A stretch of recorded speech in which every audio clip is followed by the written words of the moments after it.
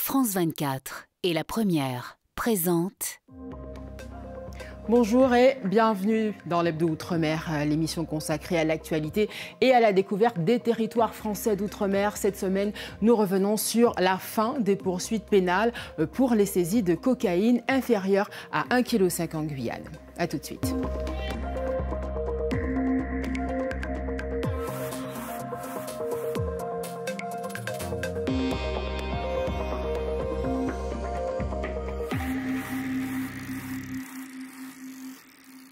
Les saisies de cocaïne inférieures à 1,5 kg, désormais classées sans suite en Guyane. Une stratégie surprenante du procureur de Cayenne qui provoque la colère des élus, des associations de prévention et des policiers. Une décision qui intervient alors que la Guyane est une plaque tournante du trafic de cocaïne. Guillaume Perrault. Fini les poursuites judiciaires à l'encontre des mules transportant moins d'1,5 kg de cocaïne dans le corps. L'information paraît invraisemblable et pourtant c'est bien la nouvelle stratégie judiciaire en matière de lutte contre les trafics de drogue.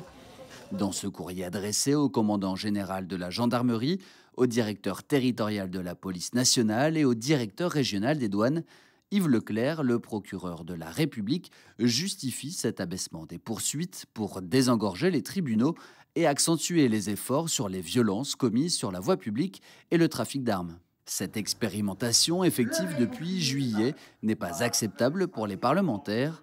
Dans un courrier commun adressé au ministre de la Justice, les deux députés et le sénateur Patient réclament l'arrêt de cette mesure. Nous ne sommes pas en accord du tout. Si c'est une question de moyens qu'ils ont besoin, qu'ils le disent et clairement nous on fera le travail aussi à ce niveau-là, mais on a clairement demandé au ministre de la Justice de surseoir à cette expérimentation. Et après, s'il faut qu'on aille voir dans le fond, ce dont il y a besoin, ce dont il manque, comment on peut mieux organiser la chose. Mais il n'est pas question que l'on cautionne cela, pas du tout. Si les passeurs transportant de la cocaïne dans leur bagage sont toujours ciblés et soumis à poursuite, ceux ayant ingéré les produits sont interdits d'aéroport pendant 6 mois et fichés. Entre 1,5 kg et 4 kg, la procédure est également simplifiée. La lourde amende douanière basée sur le prix de la substance à la revente sur le marché hexagonal est supprimée. Les membres de la société civile et acteurs de terrain ne comprennent pas l'objectif de cette démarche. Ils estiment que cela met en péril leur travail de prévention en ouvrant la voie à de nouvelles dérives. L'État aujourd'hui est en train de saboter le travail d'associations comme la mienne ou d'autres qui travaillent sur la prévention, qui travaillent sur l'insertion des jeunes et qui cherchent à les justement retirer de l'argent facile et les éloigner du trafic de cocaïne. En l'absence d'une communication claire de la part des services judiciaires et de l'État, sur Internet, la population s'émeut, s'inquiétant des répercussions qu'une telle mesure peut avoir comme effet sur une jeunesse déjà en proie au trafic et à l'argent facile. Mayotte, île morte jeudi à l'appel des élus impuissants face à l'insécurité qui règne sur l'île.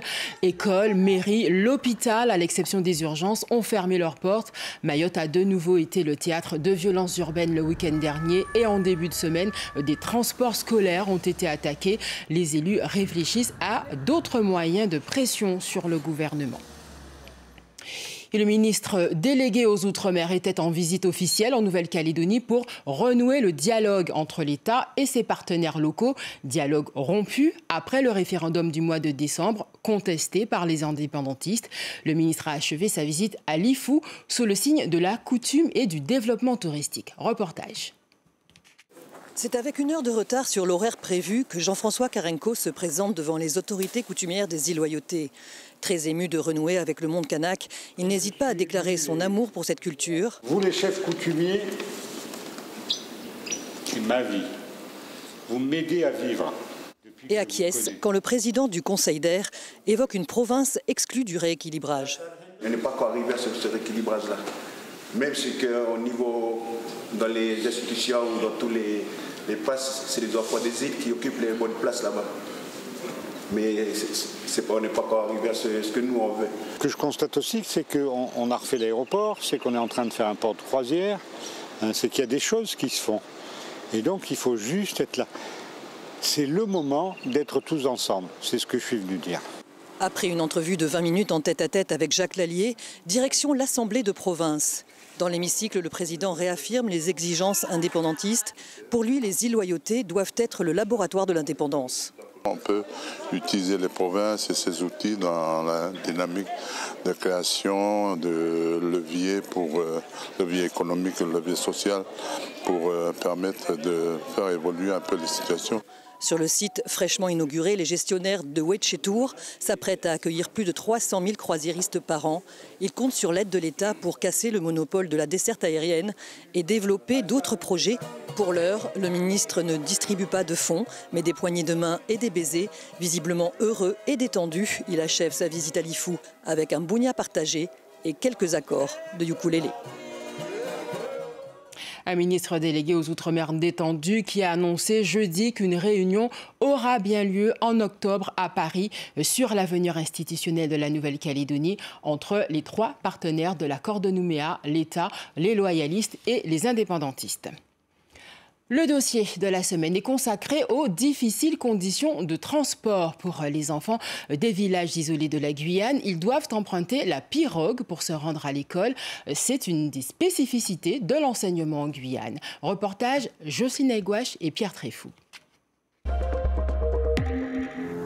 Le jour se lève à peine sur le fleuve Oyapock.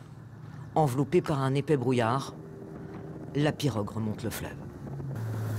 C'est un des canaux qui se rend chaque jour de la semaine dans les villages éloignés pour récupérer les élèves des écoles de Camopi. Beaucoup d'enfants de la vallée de l'Oyapock résident à l'écart du bourg, comme ici, au village Kumawala. Abel Montpera a en charge le transport d'une partie des plus grands, les collégiens. Tous les jours, 60 élèves du collège Paul Sweetman arrivent au village de Camopi par pirogue, soit près de la moitié des élèves de l'établissement. Sans transport, c'est dur, hein. Comment aujourd'hui, avec le Covid, là, l'essence est plus chère. Les parents ne pourront pas acheter l'essence autant pour amener leurs enfants à l'école. À Camopi, une centaine d'enfants empruntent les pirogues mises en place par la collectivité territoriale pour se rendre à l'école. L'enjeu pour la principale du collège et l'inspecteur de circonscription, c'est de permettre à tous les enfants des villages éloignés de pouvoir se rendre tous les jours en classe. L'année dernière, on avait une centaine d'élèves, soit 40% de l'effectif de l'école. Cette année, on devrait être dans les mêmes effectifs, en sachant que ce qui, moi, me questionne davantage, c'est le transport des petits. Parce que dès 3 ans, les élèves sont pris en charge, même s'ils ont le gilet de sauvetage, mais il faut se lever tôt, donc c'est une grande responsabilité. En Guyane, 1700 élèves empruntent chaque jour des pirogues scolaires pour se rendre à l'école. Connaissez-vous l'électronisme? Ce mal touche de nombreux seniors, les grands oubliés du numérique. Aux Abîmes, en Guadeloupe, des initiatives changent la vie de nombreux habitants. C'est la bonne idée de l'Hebdo Outre-mer, signé Marilyn Plaisir et Bruno Pencio-Villon.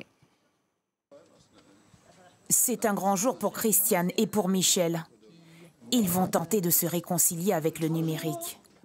Un face-à-face d'1h30 avec l'écran pour chasser leurs angoisses. Christiane veut en finir avec les tâtonnements sur le clavier. Je perds du temps avec les fonctions des touches. Alors c'est ce que j'aimerais avoir ce rappel-là. Pour cette retraitée, l'ennemi numéro 1 sur la toile, ce sont les démarches en ligne. Tout c'est en ligne, c'est en ligne, c'est en ligne. Et on n'a pas pris le train, on ne nous a pas préparé à prendre ce train de l'informatique. Attestation de loyer, on va juste taper sur la flèche. Les oubliés du numérique ne sont pas forcément ceux que l'on croit. Michel est un enseignant retraité. Et bien souvent, ses visites sur le net virent au casse-tête. À un certain moment, on arrive à l'identifiant, le mot de passe. Pour moi, lequel qui est identifié. Je note ça sur un calepin. J'ai tout ça, l'identifiant, le mot. Mais ça me bloque quand j'arrive là. Savoir qu'est-ce qu'il faut écrire, qu'est-ce qu'il ne faut pas écrire. Les conseillers numériques sont les premiers témoins de la détresse des seniors. La majorité du temps, c'est vrai qu'ils sont complètement perdus. La machine leur fait peur, donc en fait, ils nous laissent faire carrément. Christiane et Michel le savent. Pour apprivoiser l'écran, le clavier et les sites en ligne, ils vont devoir s'armer de patience. Les journées européennes du patrimoine, c'est ce week-end partout en France. Ce patrimoine, c'est aussi les cases créoles. Nous vous proposons de découvrir quelques bijoux architecturaux à La Réunion. Loïs Mussard, Olivier Murat. Sur ce chantier école, 11 menuisiers. Ils ont entre 20 et 60 ans et grâce à l'association Jade, ils restaurent un petit bijou de maison créole, chacun y mettant du cœur à l'ouvrage, comme Odile, qui découvre le monde de la construction. Je m'y apprends en fait compte. La machine, couper du bois, casser toute la maison en fait, refaire, et c'est une première pour moi. Moi j'ai jamais fait ça et en fait compte, trop génial. Charpente, murs, plafond, une rénovation d'envergure, car la case créole, rudoyée par le temps, menaçait de s'effacer du paysage de l'entre-deux. Yannick Rivière pilote cette réhabilitation, comportant une consigne de taille, tout reconstruire à l'identique. Ce qui le motive à relever ce défi. Déjà pour le patrimoine, pour les souvenirs, pour garder justement l'image de l'entre-deux qui est également connue pour ses maisons créoles. Une maison qu'il connaît bien, comme sa mère d'ailleurs. Institutrice à la retraite, elle a travaillé avec l'ancienne propriétaire, Madame Moulan, la directrice de son école. Mes enfants venaient jouer avec les enfants des Moulans de temps en temps. Et moi, j'ai eu l'occasion de prendre un thé avec eux. À quelques rues de là, dans un écrin de fleurs et d'arbres endémiques, Daniel Payette cultive de doux souvenirs. Il n'était âgé que de 9 mois lorsqu'il est arrivé dans cette maison, sertie de bardeaux, construite il y a de cela plus de 130 ans. La maison lui appartenait au Haro, qui apparemment aurait été construite en 1850. Avec du bois qu'elle a été taillé pour beaucoup sur l'entre-deux même. Une maison dont le parquet en bois massif semble défier le temps avec sa mélodie grinçante s'accordant aux sonorités surannées d'un piano de renom, berçant de paisibles retrouvailles sous la varangue où les multiples senteurs du jardin viennent caresser les narines de leurs parfums enchanteurs. Merci de votre attention. Vous pouvez réagir et revoir l'Hebdo Outre-mer sur france24.com. L'information continue sur France 24.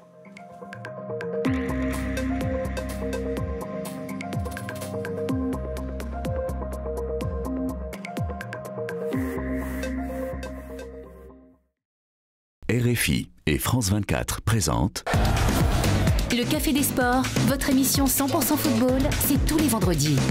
Débat passionné, échange sans concession, pour une analyse complète de l'actualité sportive de la semaine.